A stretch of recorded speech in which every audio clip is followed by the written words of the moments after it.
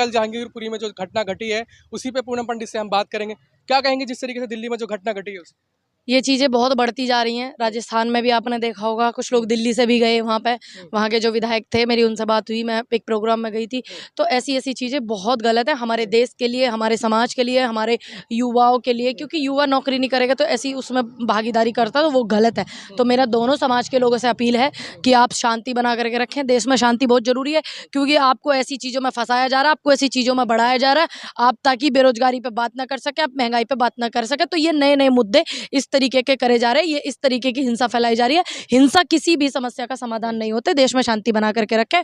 मेरी तमाम उन माताओं बहनों से अनुरोध है जिनके बच्चे इसमें गए हैं या जिन्होंने ऐसा किया है, कि आप भी, और जो मुझे देख रही है, मेरी उनसे भी अनुरोध है, किसी भी देश की ऐसी किसी भी खराब चीज में जो लड़ाई झगड़ा हो उसकी हिस्सेदारी आपके बच्चे ना करें। मेरी आपसे स्पेशल हाथ जोड़कर अपील है कि देश में शांति रखें, भाईचारा बना करके रखें, एक रहें। अच्छा, क्या लग रहा है क्यों इस वजह से क्या हो रहा है कि पिछले अगर देखें तो एक महीने से जो है, चाहे अजान बैन को लेकर हो, मस्जिदों पे तोड़फोड़ हो, या जो मुस्लिम लड़के हैं उनकी तरफ से तोड़फोड़ की गई। देखिए, ऐसा नहीं है कि सिर्फ हिंदू ही ऐसा कर रहे हैं, ऐसा भी है कि आपको पता है कि मुस्लिम समाज के भी कुछ लोग ऐसे कर रहे हैं। आपने देखा होगा कि एक लखनऊ में जो लड़का था, वो एक धारदार दराती लेकर के मंदिर में ही घुसा था, है ना। वो इंजीनियरिंग का छात्र था। तो मैं उसको भी बोलूंगी, ऐसे और लोगों को भी बोलूंगी। उसको ये तो पता था कि मुझे मंदिर में घुस के तोड़फोड़ करनी है, मुझे मंदिर में घुस के सीआरपीएफ जो पीएससी के जवान है उनको चोट मारनी है, ठीक है। तो ऐसे मैं मुस्लिम समाज के लोगों से भी बोलूंगी,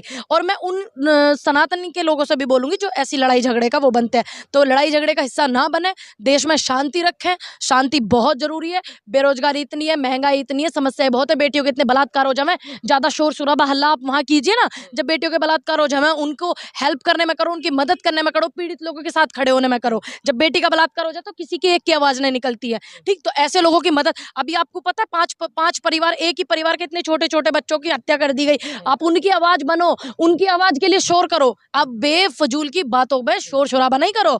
5 बच्चे एक ही परिवार के मर गए, ठीक, हत्या कर दी, उनके लिए आवाज उठाओ, तो वो सही काम है ना। पीड़ितों की आवाज बनो। आम आदमी इल्जाम लगा रही है कि ये जो है एमसीडी चुनाव की तैयारी कर रहे हैं। देखिए, अगर इस तरीके का, तो वो तो जांच पड़ताल में आ जाएगी। वो तो मैं पुलिस नहीं हूँ, मैं सीएम नहीं हूँ, मैं पीएम नहीं हूँ, मैं गृह मंत्री नहीं हूँ, भाई मैं क्या बता सकूं। ये सब एक जांच करवा के पूरा निष्पक्ष होना चाहिए, और इतना ज्यादा अच्छे से क्लियर से होना चाहिए जिससे कि आने वाले समय में लोग और ऐसा करने की कोशिश न करें। क्या संदेश देना चाहेंगे?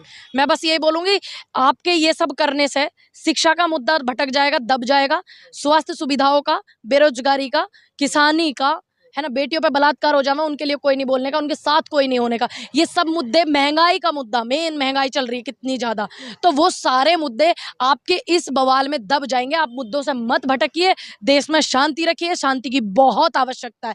देश वैसे ही इतनी महंगाई, गरीबी, इतनी परेशानी, इतनी समस्या और बेरोजगारी से जूझ रहा है, एक नया हिस्सा इसमें मत बनाइए। मंदिरों में कौन पढ़ेगा, तो मंदिर में भी पढ़ लीजिए भाई, या सारे के सारे ही मस्जिद के बाहर जाएंगे। दूसरी बात, मुझे नहीं लगता कि मस्जिद के सामने पढ़ने से या उनकी ऐसी हरकत करने से आप लोगों पे कोई फ़र्क पड़ेगा, मुस्लिम समाज के लोगों पे कोई फ़र्क पड़ेगा, क्योंकि वो अपने परमात्मा को अपने हिसाब से मान रहे हैं। ये लोग सिर्फ परमात्मा के नाम पे खिलवाड़ कर रहे हैं, ये सबको पता है, पूरे देश को पता है। लेकिन राज ठाकरे ने तीन तारीख तक का अल्टीमेटम दिया कि 3 तारीख तक मस्जिदों से लाउड स्पीकर हटा ले, वरना हम जैसो का तैसा उसका जवाब देंगे। देखिए, मेरा अनुरोध है, इन सब चीज़ों से बहुत लड़ाइयाँ होती हैं, बढ़ जाती हैं लड़ाइयाँ, समाज में चीज़ें खराब हो जाती हैं, देश में झगड़े बढ़ जाते हैं। तो आप ऐसी कोई चीज़ मत कीजिए जिससे कि देश में समस्या हो, ठीक है। मेरा तो यही अनुरोध है, और सब अपने धर्म को मानने का सबको अधिकार है। चलिए, लास्ट सवाल, जिस तरीके से जो घटना घटी है दिल्ली में, उसका जिम्मेदार किसको मानते हैं? देखिए, मैं उसका जिम्मेदार अभी मुझे पता नहीं है, मैं वहाँ गई नहीं हूँ। जब देखूंगी किसी चीज़ की मुझे जानकारी होगी किसी विषय में, तो ज़्यादा बेहतर होगा कि मैं उस पर जवाब दे पाऊँ। उसका जो जिम्मेदार है वो दोनों ही पक्ष के ऐसे ऐसे लोग हैं जो कट्टरता को बढ़ावा देते हैं।